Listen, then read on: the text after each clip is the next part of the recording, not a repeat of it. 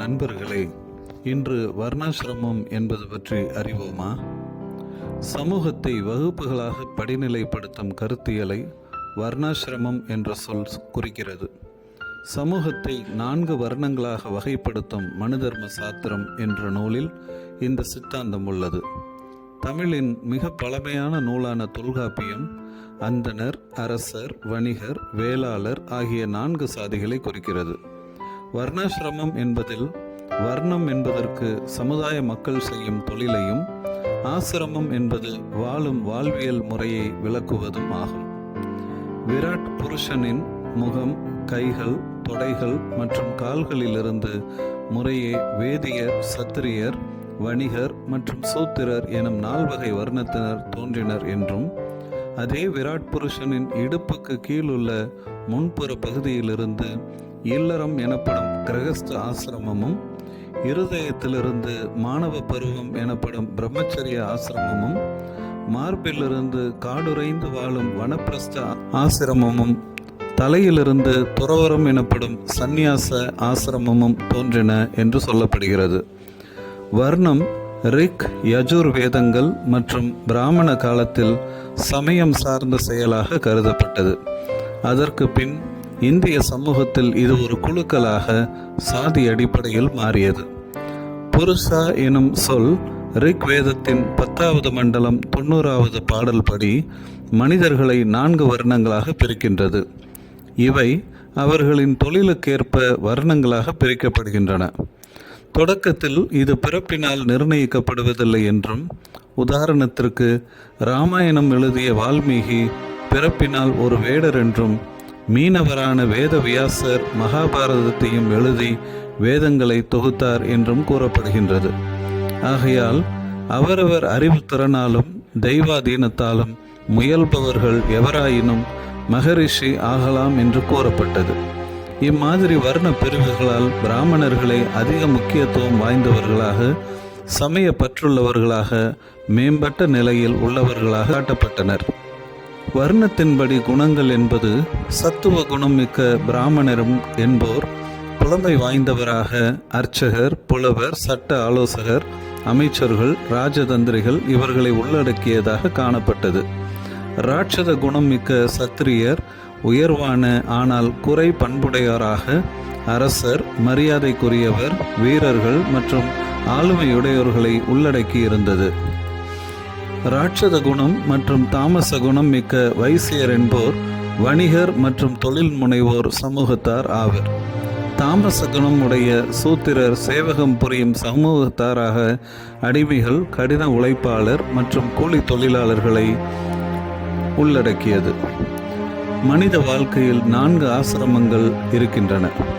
வேதாந்த காலத்திற்கு பின் மனிதனின் வாழ்க்கை நிலை 4ஆக பிரிக்கப்பட்டது. 7 முதல் 25 வயது வரை பிரம்மச்சரியம் என்பதும், 25 முதல் 50 வயது வரை கிரகஸ்தம் என்பதும், 50 முதல் ஓய்வு காலம் வரை வனப்பிரஸ்தம் அதாவது காடுரை வாழ்வு என்றும் கூறப்பட்டது. அதன் பின் வாழ்பவர்கள் துறவரம் எனும் சந்நியாச வாழ்க்கை மேற்கொள்ளலாம். ஆனால் துறவரம் என்பது கட்டாயமில்லை.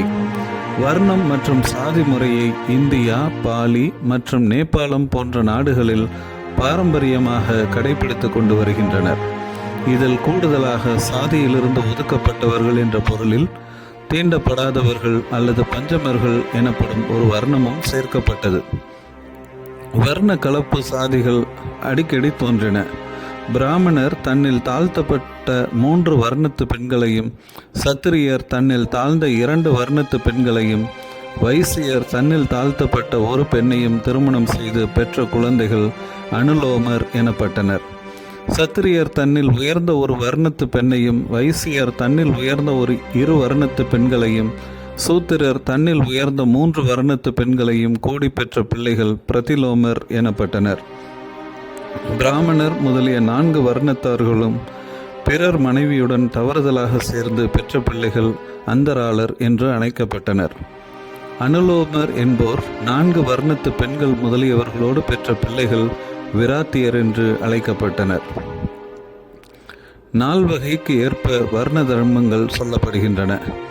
பிராமணர்கள் வேள்வி செய்தல், செய்வித்தல், வேதம் ஓதுதல், ஓதுவித்தல், தானம் பெறுதல், தவம் இயற்றுதல், மக்களுக்கும் நாட்டை ஆளும் அரசனுக்கும் தர்ம, கர்ம, மோட்ச விஷயங்களில் அறிவுரை கூறுதல் ஆகும்.